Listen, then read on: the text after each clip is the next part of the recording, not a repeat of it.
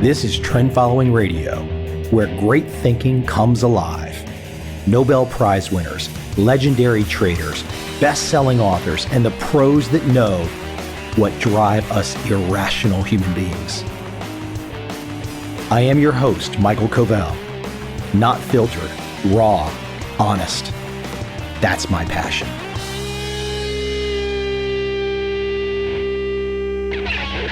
Eat, sleep, work, repeat. Author Bruce Daisley, formerly high-level executive at Twitter.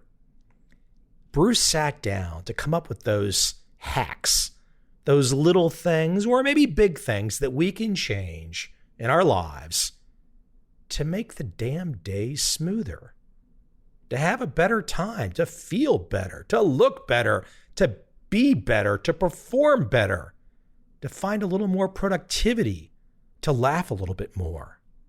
Because the reality is, it's those everyday routines, the simple things, that if we've got the right toolkit to play with, we can do better. If we got the wrong toolkit, if we have the wrong influences in our life, guess what the results are going to be? Not so damn good.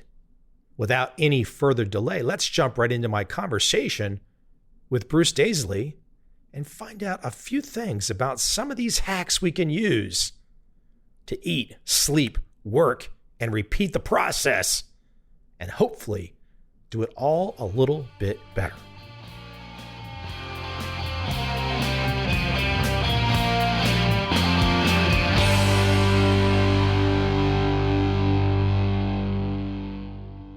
So listen, Bruce, here's where I think we should start. I'm looking at this fine book in my hands right now. What an interesting time to be helping people to deal with stress and the idea of work. So many people are obviously not working right now, but the stress and how to manage either at the point of right now or in the hopefully not too distant future. Boy, the stress is going to be off the charts, isn't it? That's right. I think the critical thing is that more than ever before, we're in a situation where we need to try and understand exactly what's happening at work and what the conflicting factors are. I think this is what I was particularly curious about. I found myself in a more ordinary time, but I found myself really interested in the psychology of work, in the impact that work has upon us, whether there was any evidence for any of the ways that we were feeling burnt out or why we were feeling so overwhelmed by our jobs in normal times. And what I discovered was there's no shortage of evidence on this. In fact, there's whole realms of science where they do papers on the way that work is impacting us, the effect it has on us. So all this is in the research. I guess the one thing we're right in the middle of an experiment on right now is remote working. I think the interesting thing that we're starting to discover about remote working is that anyone who said remote working is the answer was as wrong as anyone who said the way that we were working before was the answer. It's far more complex than that. And remote working has lots of things going for it. We generally feel a lot more productive when we first do remote working. Very quickly, though, we feel that we're not really in contact with those around us as much as we were before. One of the things that we find in the research about remote working is that, albeit that someone who looks at remote working from afar might think that looks like a happier place, the stress levels of people who do remote working are significantly higher. Why? Because our stress is often alleviated by a smile from the boss or a nod from a colleague or someone saying something to you by the elevators. It improves our experience of work because we feel welcomed and belonging. The challenge of remote work is that we often remove ourselves from those signals, no longer feel a sense of belonging. We no longer feel a sense of connection. Let me keep you at that notion of remote work for a moment and think about two basic forms of personality. There's more personality traits than what I'm going to say, but two basic ideas of the introvert and the extrovert. I think a lot of introverts are looking at the current situation right now and they're kind of like, oh my gosh, I have been built for this my whole life. It's definitely possible. I think introverts often feel that they prefer being lost with their work and getting into a state of flow and feel like they are able to accomplish more. What we also see, even from introverts, is that they do enjoy moments where they are connected to a group, where they do feel part of something bigger than themselves. That's the only cautionary note I would add. It's that it's not guaranteed that just because someone is introvert or extrovert, they are going to necessarily find one or the other better. I found myself getting immersed in a lot of research. In my book, I call this sync. I found a lot of research about how when we feel connected to other people, it seems to fundamentally transform our experience. The one obvious example I can give you is that there was really interesting work done by a psychologist at Oxford University in the United Kingdom.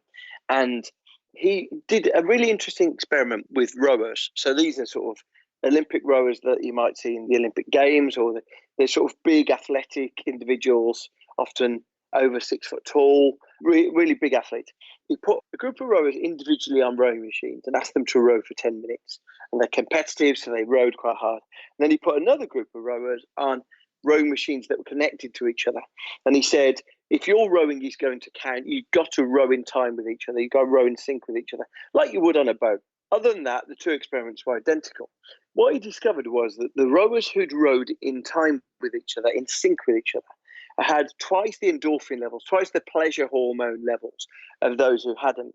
His conclusion was that actually, even though we might feel like individually we're doing a good job, when we feel part of something bigger than ourselves, it seems to trigger something in us. And I think this is a critical discovery, that whether we're introvert or extrovert, actually we do get some of our energy from feeling part of a group bigger than ourselves. Let me take this back in time a little bit and start with you. Give me some foundation. Give me the trigger, the moment where you said, gosh, this particular direction needs to be explored. I mean, look, I've done 5 books, so I get that moment where you're like, I must do this. So what was the must do for you on this? I think what happened was all of this started from first-hand experience. So I was a vice president at Twitter. I was dealing with the team for Twitter across Europe, Middle East, and Africa. Big team. Actually, I was really relatively proud of the culture that we'd built and the energy that we'd achieved. Then something went wrong.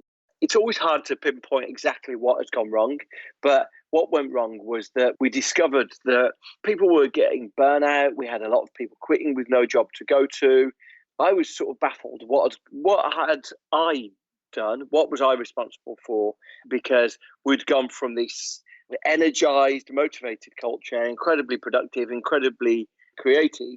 We'd gone from that to something wasn't in the best working cultures that I'd ever experienced. I was really confounded by that. And anyway, what happened was I started looking in to see if there was literature and books and things about the way that we could improve work. And what I discovered very quickly was that I mentioned it before, that a lot of it was at odds with the way that we operated work. And there was a moment when I first realized that the research about the open office, about open plan offices, was so awful. When I realized that the research said open office is just about the least productive way that we can organize our workplaces, it's the least effective way that we can get things done. As soon as I realized that, I thought, wow, everything that I've been told isn't necessarily true. It was this penny drop moment. I had no intention of writing a book, but because I'd been on sort of my own personal quest, I was looking for the book that I wanted to read. When I found all of this evidence that in the absence of a book on this, none of it was reaching people like me, I thought, right, okay, well, I need to commit some of this to paper. The open office, just so I'm clear and everyone else is clear, open office, good or bad?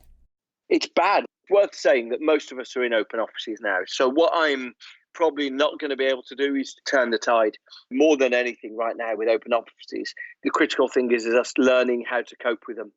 The challenge of the open office is that when we look at the measurements, the metrics that will change, the number one thing that changes if you move to an open office is that the amount that people dislike their colleagues goes up by about 74%. Face-to-face conversations go down by 2/3, and emails go up by about 70%. Overall, whatever our objective was for the open office, it appears not to deliver on it. And I think that's the challenge that a lot of us find. A lot of us find that the idea of the open office is that it's going to be this free exchange of ideas and creativity, that somehow we're going to be talking to a lot of colleagues that previously we weren't talking to. And in fact, it seems to achieve exactly the opposite of that. So you mentioned it's difficult for people that might be in an environment where they have the open office and they can't pivot quickly. Did you at Twitter or wherever you were at that moment, did you pivot that quickly and get away from the open office? Well, I think a lot of organizations now have committed their real estate to open office. So what we did is we introduced a lot of very small telephone kiosk style booths. These really would be smaller than anyone would ever accept as a working space unless they elected to work in them. These are tiny little spaces that you can pretty much get a stool and there's a sort of shelf to perch your computer on. We introduced them and they were immensely popular now. We sort of discovered that really just introducing those things was a great compromise, really. What was one of the big psychological triggers that you would get at the depths of the research, the why we got the open office thing wrong? And so what is triggering when people get that private time? Why is everything improving so much? I mean, it seems obvious and common sense, but I'm sure there's more depth to it. I mean, when we look into how these things work and the impact that these things have, it's largely down to, most of us would recognize the expression that we say, I go to work and I can't get anything done, or I'm beset with interruptions, or all day at work there was people interrupting me and asking me things.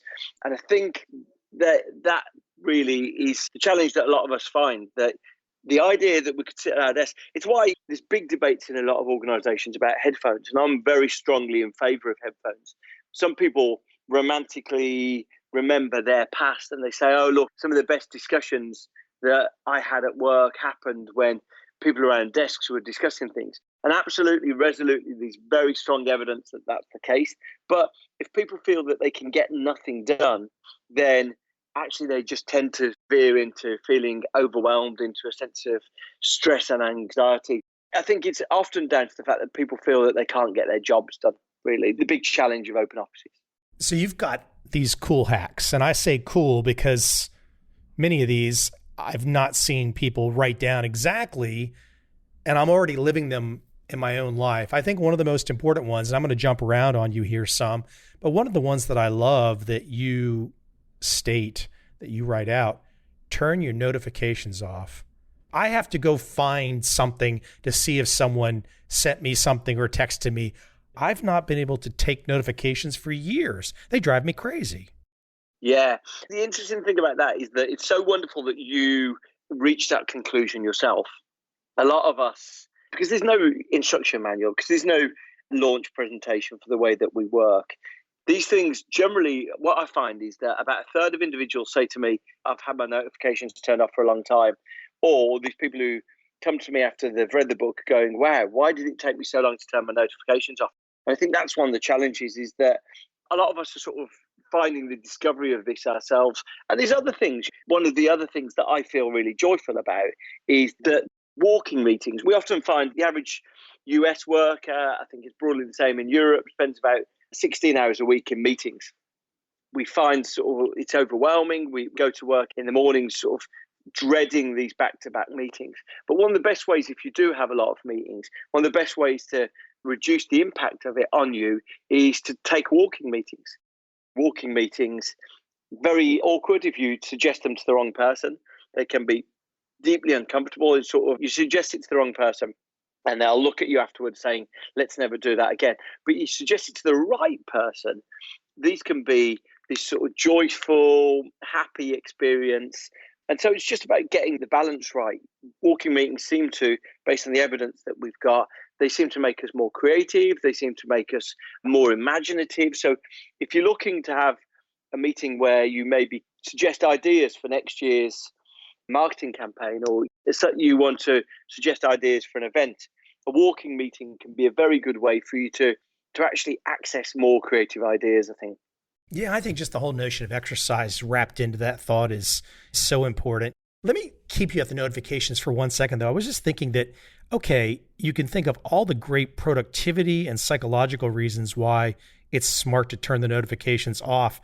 But on the flip side, there are some very brilliant companies with very brilliant engineers and psychologists on staff who understand that those notifications keep us addicted. So just as much as we need to hear your advice to turn them off, there's a whole army of people out there that are trying to keep them turned on at all times. Yeah, I think the critical thing here is that I'm not saying avoid the fact that you've got whatever was notifying you. The thing I normally say to people is if you only turn off one thing, then turn off your email notifications. Why? Because most of us know that at this very moment, we've all got an email waiting for us. And being alerted to that actually just more than anything, it drains your attention and it stops you. There's strong evidence that if people take a cell phone into a meeting room, it reduces their attention. Why? Because they're just conscious of the cell phone being there. The very idea of that, if you've got a notification on your phone by the same application, the notification will reduce your attention. All we're saying with regards to this is that if we can get into a situation where we're not thinking about our notifications all the time, but rather giving our whole attention to the task in hand, the project in hand, it seems that we do it more creatively. When we look at people who've overcome a sort of a moment of confusion, they've reached an epiphany, a revelation, a moment of discovery, it's never from them spending a couple of minutes on something and then going back to something else. It's always when they've carried on pushing through a period of frustration and confusion, and then they hit this realization. And I think that's what we're trying to do here. We're just saying, if we take 30, 40, 50 minutes away from our emails, it seems that we get into a better level of cognition, a better level of thinking. Before I take you down some more hacks, I want to take you down a side tangent that I should have perhaps brought up at the very beginning. But I'm holding your book in my hands, and on the back of the book, I see the CEO of Twitter. I see the co-founder of Twitter. So I would be amiss if I did not say, Bruce, please tell me the story of how you got to be an exec at Twitter. There's got to be an interesting backstory there, and I'd love to hear it. A few years ago, I was working in publishing. I worked in radio. I was looking for a company change, a sort of a change of direction. A friend at Google approached me. I wasn't necessarily thrilled.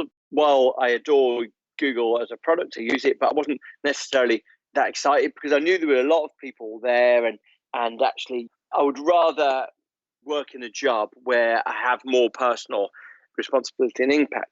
Anyway, I decided to go largely because I thought Google had just bought YouTube and I wondered if I could work on that. And very quickly when I joined Google, I put my hand up and I said, look, I'd love to work on YouTube.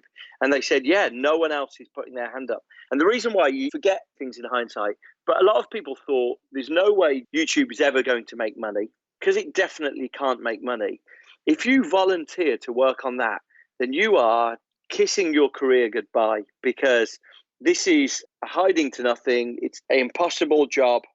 You're just going to be the next person who failed. Genuinely, people were running to get away from it. No one wanted to be associated with it. Anyway, I loved the product and I thought, well, look, give it a go. What can I lose? We had remarkable success. I mean, YouTube doesn't need any explanation now. YouTube has more viewing than any single network TV channel. It has significantly more viewing than Netflix around the world. It's a phenomenon. From my perspective, I put my hand up and worked on that. As time went on, I worked there for about 3 or 4 years on YouTube, very much a startup feeling. I was out and about evangelizing the power of video, and that might be the power of home improvement videos. That might be the power of skateboarding videos. That was sort of out all the time trying to say video can teach us various things. Twitter saw me presenting somewhere and said, look, we're just about to set up the UK office. Would you be interested in coming to work for us? And at the time, I loved YouTube so much, but they said the interview will be with the CEO. And I thought, wow, who wouldn't want to meet the CEO of Twitter?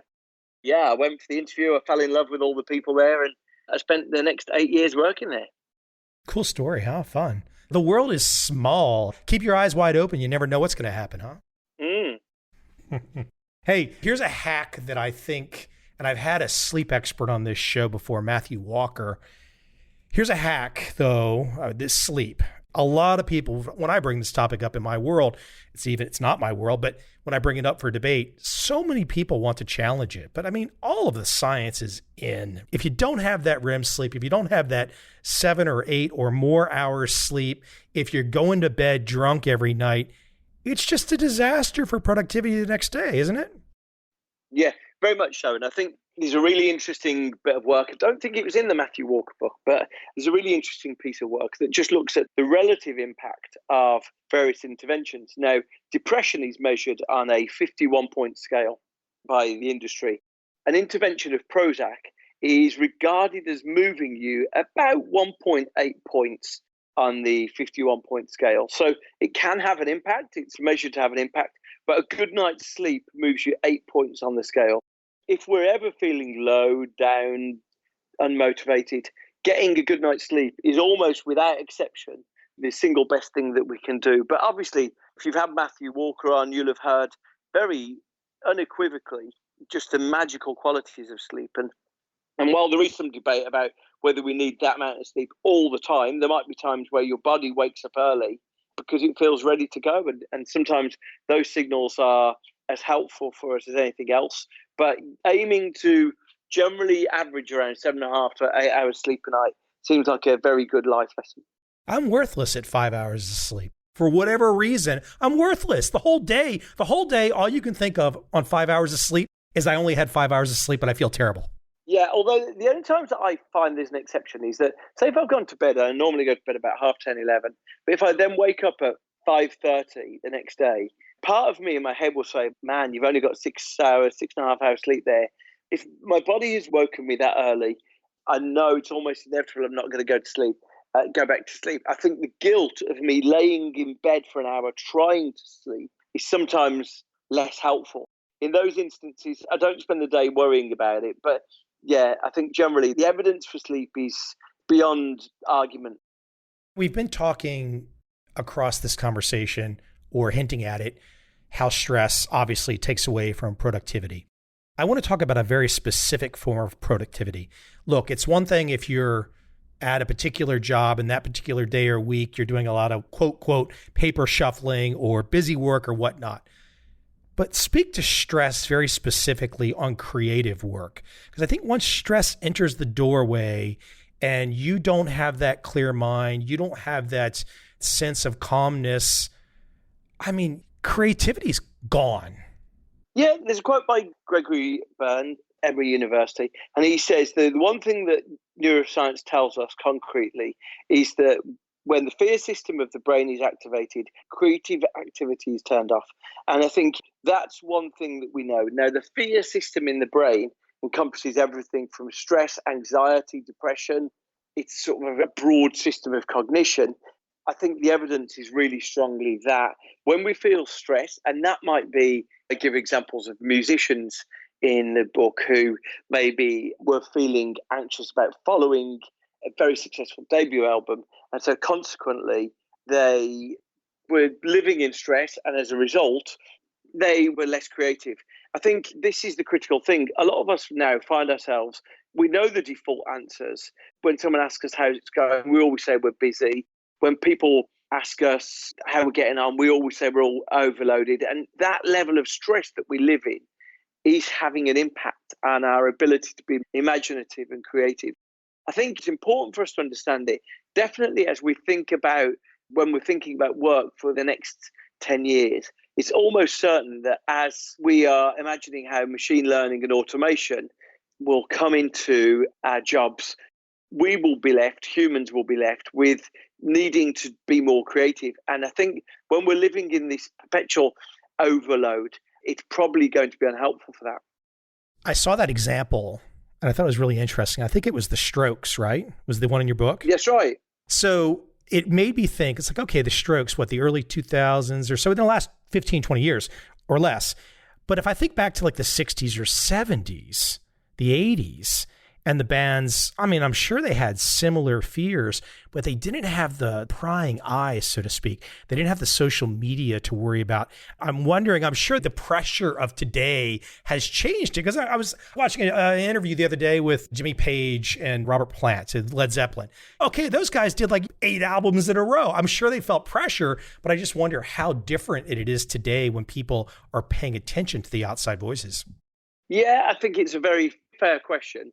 I was listening on the remarkable situation that we're on at the moment. I've chosen to start listening to old albums by different artists, I'm always struck by how prolific the Beatles were or how prolific Prince was in their heyday. It was almost like releasing stuff with no self-consciousness. The Beatles were releasing 2 albums a year at some points, and Prince was releasing an album every 12 months. Just seems remarkably productive compared to what we used to now.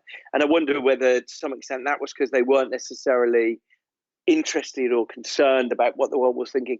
It sort of raises an interesting point. I do know that in the interviews with the Strokes that I lifted for the interview, they were very preoccupied with what the world would think about their music. It did seem to have an impact on the creativity of their second album. Tell you what, because it's another good one for your hacks, but laughing. So laughing is really terribly important. You've got these 3 parts of your book, the recharge, the sync, the buzz. But speak to laughing, because I really wonder sometimes if everyone even has a sense of humor. Yeah, it's almost certain that while there's a degree of misreporting, it's almost certainly true that children all have a sense of laughter. So laughter seems to be a survival mechanism. The world's leading expert on laughter was a wonderful guy called Robert Provine, who unfortunately passed away about 6 months ago. But he spent a lot of time studying laughter. He was interested in it first and foremost as a contagious activity. He wanted to know, like yawning, why does sometimes when we yawn, why do other people catch the yawn from us? When we laugh, why do other people catch the laugh from us? He was really interested in that. And he gathered a group of college students in a room and he started showing them some comedy videos.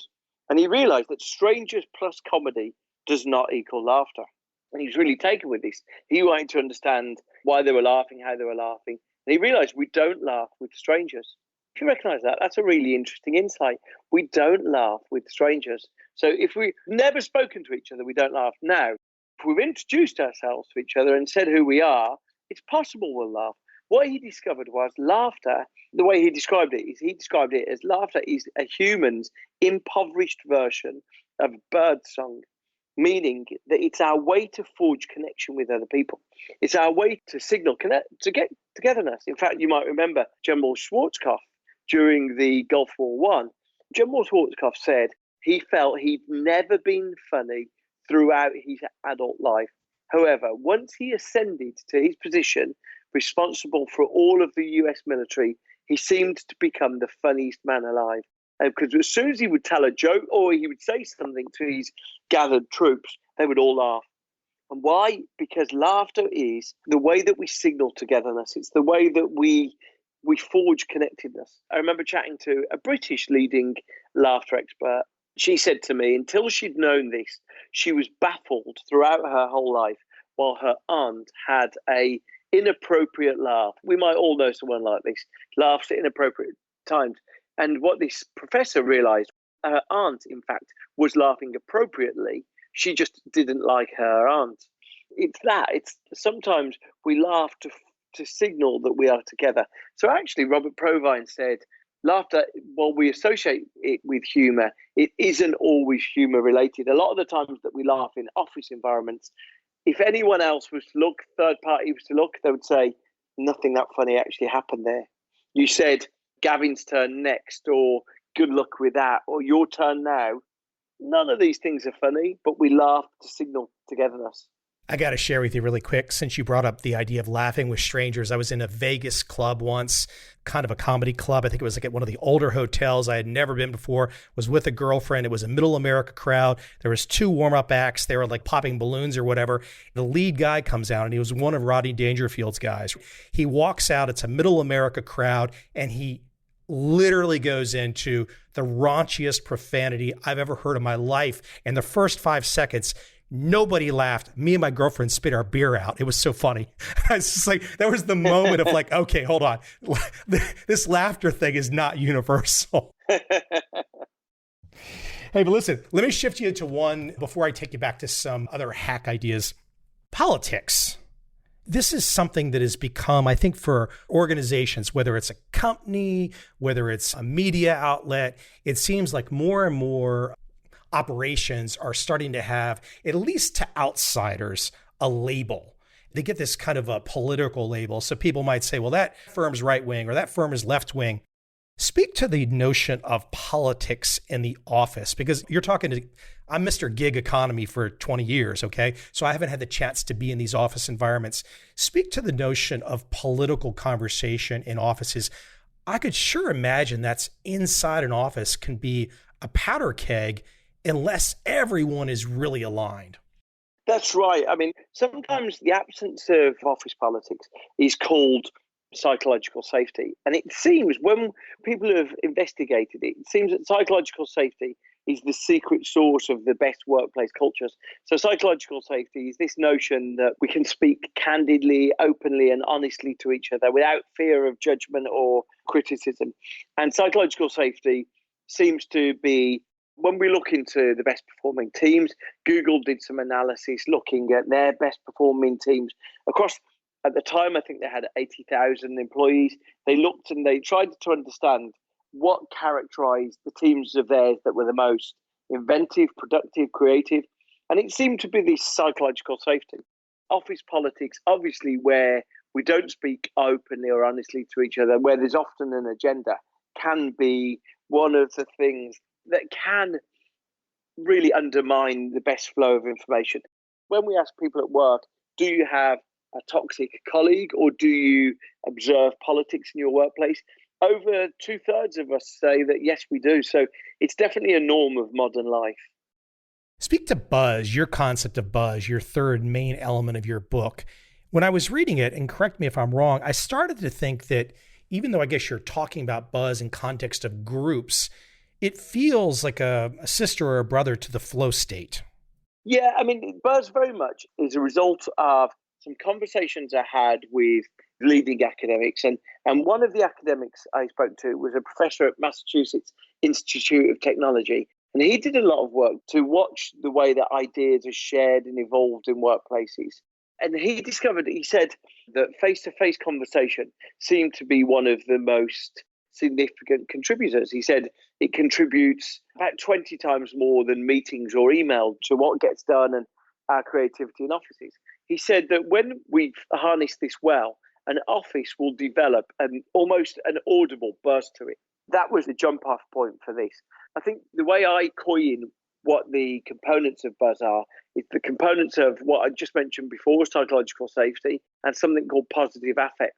There seems to be very strong evidence that state of mind we are in has an impact on our creativity and our collaboration and on the decisions we make. I often say to people, if they don't believe their state of mind has an impact on the decisions they make, I often say, did your mum make different decisions based on the mood she was in?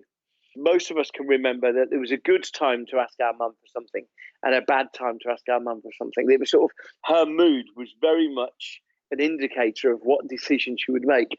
And that has a bearing in the workplace as well. When we find ourselves in a stressed, anxious mood, we can find that we are less collaborative, less willing to help other people. And so as a result of that, our mood can have a bearing on the job that we do. One of these hacks that I want you to kind of run through, and I believe the idea might have originated with Amazon and Bezos, but speak to this notion of to replace presenting with reading. This is something that's definitely developed momentum in Silicon Valley the last couple of years, really. Firstly, the origin of it appears to be that Jeff Bezos, who's a classic introvert, but he decided that he didn't like the way that so much time was being used in his workplaces to prepare PowerPoint decks. And then when it came to PowerPoint decks, there was so much performance that he felt that it wasn't in service of the best decision making. As a result of that, he abolished PowerPoint. He said, okay, here's the way that we will do things. Number one, we will only have a meeting when there's a decision to be made. And number two, if you want a decision to be made, you need to prepare a 4 or 5 or 6 page document that we will all read in silence. And then, informed of the variables, we will make a decision. And in fact, my colleagues at Twitter started developing that and innovating with it. We reached a point where we were doing a good deal of silent meetings, largely We were fortunate that we had laptop computers. We would read a collaborative document. We used to use Google Docs, but you could use all manner of shared documents. We would read the document together. People would add comments as we went through. Then once you've read the document, normally takes about 15 minutes, 20 minutes, then we would have an informed discussion. And what we discovered from it was that it was often far more productive. We got to the substance of what was going on more easily, and the quality of discussion was better. Generally, I'm not saying it's the answer to everything, but it does seem it's a way for us to at least think about doing meetings in a different way. Is competition one of the reasons that works? Tell me how. Well, I mean, if you're sitting in the room, I've never heard of this strategy before. So if you're sitting in the room and the presenting, I mean, look, I like the idea of getting away from the PowerPoints. That's great. But everyone is sitting in the room together, reading together. That's really unusual. If you think about our lives, that doesn't really happen. Yeah. You're sitting there and you're reading. I mean, it's like, okay, I want to digest the whole thing. I want to digest the whole thing maybe faster than anyone else. I'm just contemplating, why does that work? Okay. Yeah. I don't know. I'm guessing. Generally, I think the reason why written documents seem to work better is that it reduces that thing which the extroverts, who are the great presenters, seem to get away with doing more and being more performative. Generally, what we found was that it was an easier way for us to have an informed discussion where everyone was on the same page. The other thing that Bezos observed, and I think it's true, was that when anyone sends a pre-read for meetings, generally people just don't have a time to read it. As a result of that, people turn up, they glance through the document, they maybe read a couple of slides, but the discussion isn't informed. And so by having it read in the meeting, it removes any sense that someone either hasn't done their job by pre-reading it or has let anyone down. I don't know why it works, but it's definitely something worth giving a try to. It really is an interesting piece of work. Eat, sleep, work, repeat. 30 hacks for bringing joy to your job. Did you have to argue with the publishers for the title? Got a podcast of the same name, and the podcast is actually named after a Fatboy Slim and Calvin Harris song called Eat, Sleep, Rave, Repeat. The podcast is named after that, and so it was an easy sell. It's named after that because someone says it doesn't necessarily sound that hopeful, but it's named after that song. Well, that's an interesting thought. Someone saying it doesn't sound hopeful. That's the one word that I could never look at that title and think, a lack of hope. To me, it seems like, oh, that's a good process. That's my first thought when I saw it. That's a good process. Someone else, a reviewer, said it sounds like the sort of thing that used to be found written above the door of a workhouse or a forced labor camp. Yeah, people have really got some different views, don't they? I know. Forced labor and lack of hope. Well, I guess you need more people thinking like me. Oh, that's just a process he's got there. Exactly that. Cool stuff. Listen, I think it is really interesting that, because look at the conversation there on reading versus presenting. Most people would just never intuitively think about that. Even people at high-level operations would not think of that idea unless they had heard that good idea from some other operation. So I think it really is interesting that you've kind of cultivated and pulled all these different hacks together, which are pretty easy to implement. I mean, well, sleep's not easy to implement, but for some people. But still, these are pretty straightforward things. You just got to sit down and say, I'm going to do it. Yeah, exactly that. And look, I mean, the intention very much is that the book it's almost like a cookbook in the sense that you don't need to read all of it. You can choose one intervention. You can do one intervention. It's quite entertaining in places. As a result of that, it's sort of deliberately designed that even if you just feel that you wanted to improve your team culture in your organization by just a couple of notches, hopefully you'll find enough inspiration there to allow you to do that. The book, Eat, Sleep, Work, Repeat, 30 Hacks for Bringing Joy to Your Job. Bruce, where can we send people? I think you just said you had a podcast, but is there a particular website you want to send people to? Where do you want them to go?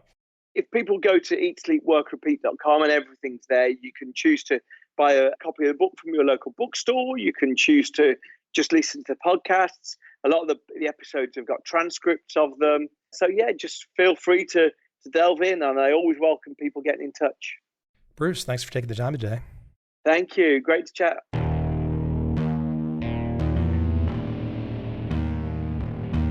I see a time when those awake will understand how to make money in up down, and surprise markets. Whether new trader or experienced, college student or financial advisor, protecting against a crash or just trying to make a lot of money, trend following offers everyone an answer in uncertain times. To get started immediately, send me an email, michael@covel.com. I will send you the right trend following steps to take along with my free video. But if you want to buy and hold, trust the government and trust Wall Street, this is absolutely not for you.